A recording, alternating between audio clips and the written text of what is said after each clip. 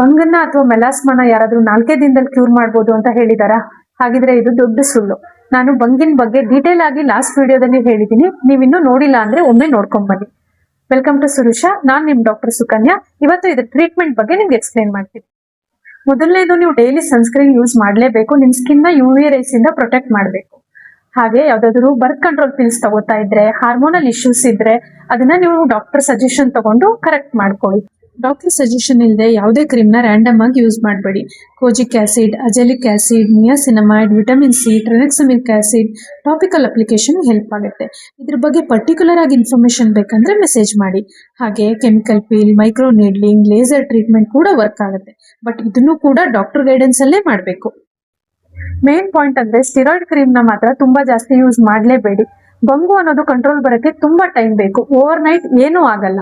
ಹಾಗಂತ ತುಂಬಾ ಥಿಂಕ್ ಮಾಡಕ್ ಹೋಗ್ಬೇಡಿ.